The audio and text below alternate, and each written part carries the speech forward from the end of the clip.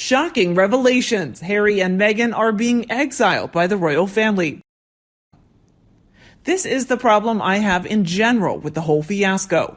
Meghan and Harry somehow manage to escape any sort of real blame for anything. They somehow escape blame when anything they do is brought up, and I'm beginning to think that's what they want. Meghan and Harry sign a contract to sell secrets and do weird PR stunts that don't turn out the way they want. It's not a problem because all anyone will end up doing is passing the burden on to the family.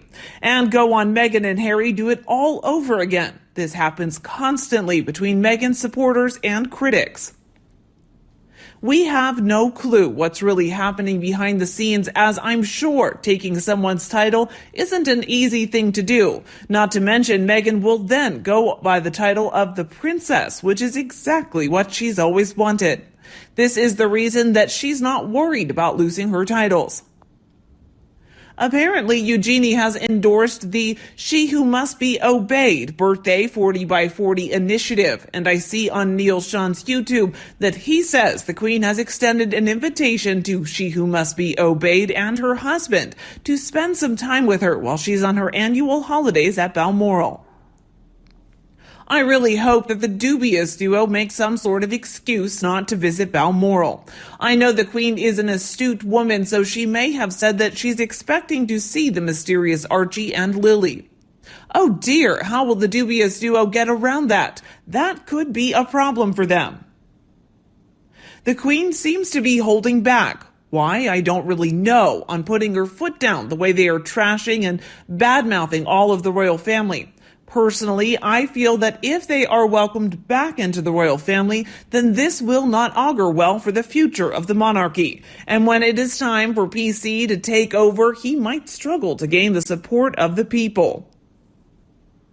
Something positive should be done, must be done, to ensure that the monarchy and the Commonwealth are strong moving forward. Put their titles into abeyance so they are unable to use them, and maybe do something about the prince title, as She Who Must Be Obeyed without the Duchess title would be able to call herself Princess Henry or Harry. Not really a good look for a feminist like She Who Must Be Obeyed, but she won't care. She'll milk it for all it's worth. Yes, I know she will be Princess Henry, but honestly, she hasn't even stopped using the Duchess title in everything she does. Does anyone really think she'll correct anyone? Diana technically wasn't Princess Diana, but that's how we know her, especially in the States. Also, a princess title is far more lucrative than a Duchess title because of Disney.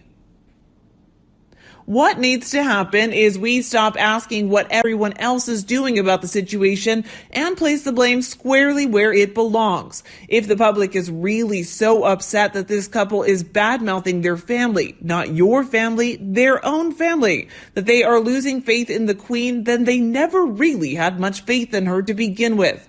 To see people threatening and questioning the Queen's loyalty is so disappointing when she's done nothing but give her life to being the Queen, and now in her old age as a widow, people are wondering where her loyalties are. I hate this for her. They wanted to step back from the duties of the royal family. They were granted that request. The senior remaining officer and the members of the royal family have continued with their duties and have taken up the additional workload that was too difficult for Harry and Meghan. As others have mentioned, the couple managed 2 tours of duty and asked for extended leave from their job as they were exhausted. Yet others have noted that was 72 days work in around 2 years. Perhaps a bit harsh, as there would have been homework, but they would have had to do so and they could create a favorable impression.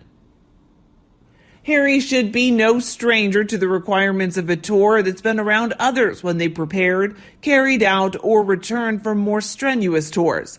Meghan is an actress, so she should be used to the stresses of looking good and promoting a product. The senior royals are now even busier than before that they had been giving moral support to the people of the UK during the pandemic and to other Commonwealth nations. Now, the UK is starting to emerge from what is hoped to be the final period of this phase of the pandemic. And looking forward, the royal family is even more involved with their duties, supporting their charities and with their new initiatives.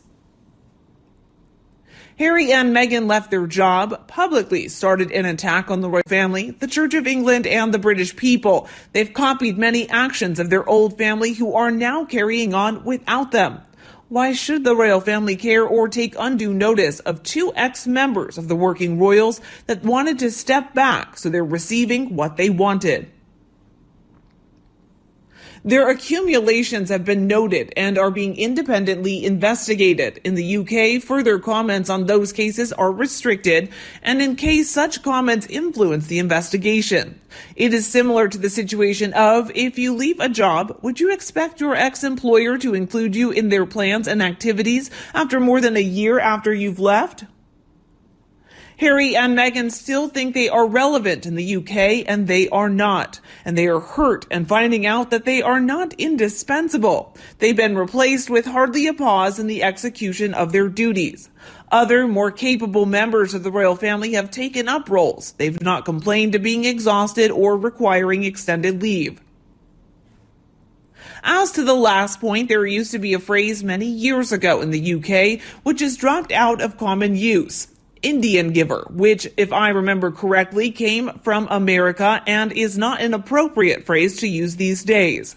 The couple has received gifts and honor and money in the royal family, and the honors that involve work and respecting others had been reassigned when the couple left, as duties still remained even if they did not want to carry it out.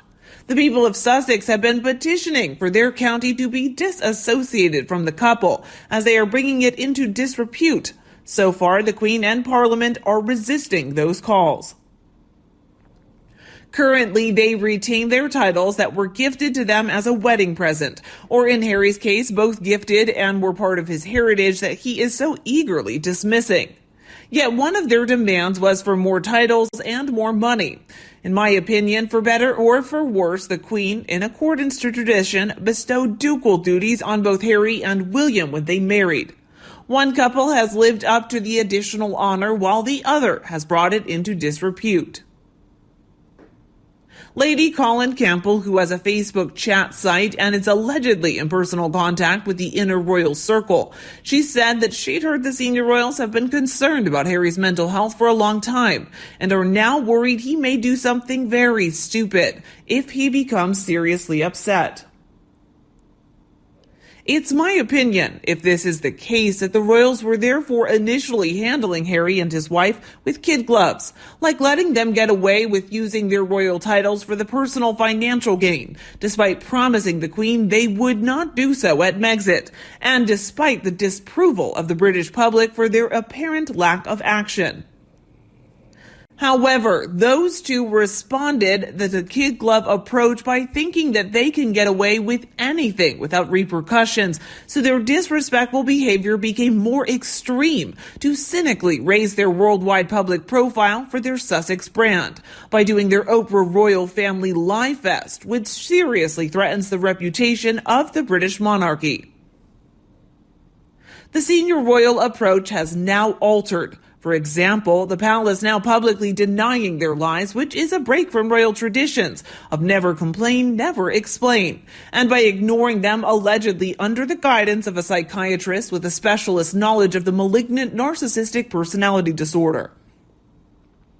Hence, no senior royals met with Harry when he recently returned to the UK to unveil his mother's statue, and the ceremony was altered so that he and Meghan did not have a public voice to use the ceremony to suit their own agenda, so it was a voice and a damn squib for Harry and Meghan after having used their PR team to whip up public anticipation, so they decided to take 5 months maternity leave. Cough, to consider their next moves, and given the subtle royal pushback they are now encountering.